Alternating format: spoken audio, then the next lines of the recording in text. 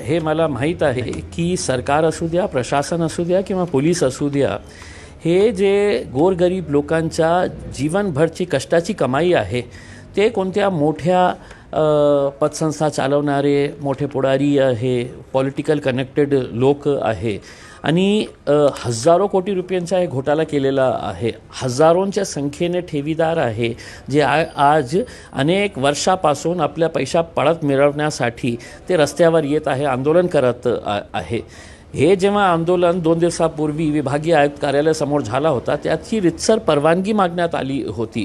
त्या महिलांना विभागीय आयुक्तांना भेटायचं होतं पण कोणीही भेटायला तयार नाही होतं. उलट त्यांनी गेटवर लॉक लावून ठेवलं होतं की कोणी यायचं नाही.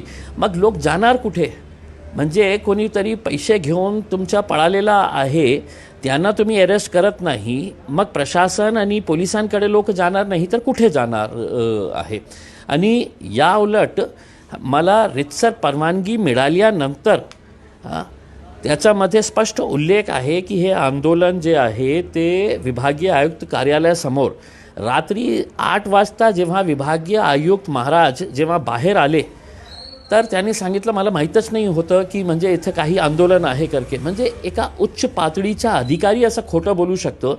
म्हणजे सगळे लोक जे मोठे मोठे अधिकारी आहे, नेते आहे, हे सगळं त्यांची हात मिळवणी आहे म्हणून हे लोकांचा पैसा मिळत नाही.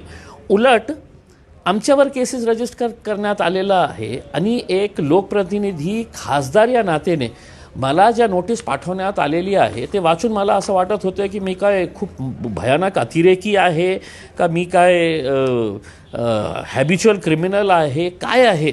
ज्या प्रकारे या नोटिसामध्ये जे शब्द टाकण्यात आलेले आहे की तुमच्यावर असा तुम्ही सरकारी कामात अडथळा निर्माण केला आणि शासनास वेठीत धरून मी वेठीत धरलं नाही साहेब, तुम्ही हे गोरगरीब लोकांना वेठी धरत आहे. आणि त्याच्यामध्ये कंडिशन्स टाकलेली आहे. मला एका निवडून आलेल्या खासदाराला की इतर कोणताही आता गुन्हा अपराध करू नये. मला सांगण्यात येत आहे की आता इतर कोणताही अपराध करू नये, गुन्ह्यांचा योग्य प्रकारे तपास करण्यासाठी तपास प्रक्रियेत अडथळा होईल असे कृत्य करू नये, अपराधाचा पुरावा नष्ट करू नये, अगर पुराव्यात कोणत्याही प्रकारे फेरफार करू नये, आपणास ज्या वेळी तपासकामी हजर राहण्याचे आदेशित केले जाईल त्यावेळी उपस्थित राहावे. आता त्यांचा जे पॉईंट नंबर 1 आहे, इतर कोणताही अपराध करू नये. हे गोरगरिबांच्यासाठी, हक्कासाठी, त्यांच्या कष्टाच्या पैसा परत त्यांना मिळवून देण्यासाठी हे अपराध असेल तर मी हे अपराध पुन्हा करणार. तुम्हाला जे केसेस करायचे आहे, किती लोकांवर करायचे आहे तुम्ही करा. मी हे गोरगरीब लोकांना कोणत्याही परिस्थितीत सोडणार नाही जोपर्यंत त्यांचा पैसा परत मिळणार नाही. अश्रुधुरांचा मारा देखील करण्यात आलेला आहे. यात पोलिसांना देखील मारहाण झाली असा आरोप देखील पोलिसांकडून होतोय. त्यांनी स्पष्ट दाखवून द्या. म्हणजे मला एक प्रश्न विचारायचा आहे पोलिसांना की हे आंदोलन होतं, लोकांनी विनंती केली होती, महिलांनी विनंती केली होती, 80, 85, 95 इयर्सची महिला त्या आंदोलनामध्ये आली होती ज्यांचे 60,000, 1 लाख, 1.5 लाख, 2 लाख रुपये आयुष्यभरची कमाई आहे. त्यांना विभागीय आयुक्तांना भेटायचं होतं.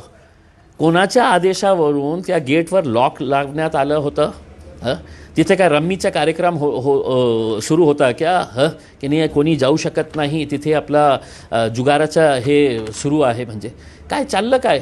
म्हणजे तुम्ही लोकांना भेटणार नाही, पोलीस लॉक लावून ठेवणार. आणि कुठे?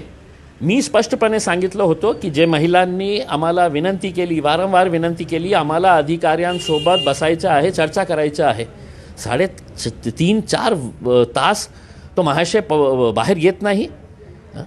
म्हणजे कशासाठी बसलेले आहे तुम्ही त्या खुर्चीवर? तुम्ही लोकांना फेस करण्याची हिंमत नाही, ताकद नाही आहे तर कशासाठी हे सगळं सुरू आहे? कारण उलट पोलीस लॉक लावतो आणि दाखवून द्या तुम्ही का तुमचा काय प्रोटोकॉल आहे आसू गॅस छोडण्याचा. तुम्ही हे गोरगरीब लोकांवर आसू गॅस सोडणार, लाठीचार्ज करणार. तुमच्या FIRमध्ये तुम्ही दिलेले आहे, हो आम्ही सौम्य लाठीचार्ज केलेला आहे करके.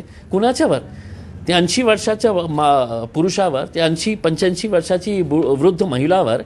तो का अतिरेकी होते? तो कोण होते? म्हणजे कोणी सांगितलं? कोणाच्या आदेशावरून तुम्ही डायरेक्टली हे तो आशू गॅस सोडले? ह्याचे प्रश्न त्यांना द्यायचे आहे, मला नाही द्यायचे आहे. मला जे करायचे आहे हे अपराध असेल, हे नोटीस तुम्ही जे मला पाठवली आहे हे अपराध असेल तर मी पुन्हा असा अपराध करणार.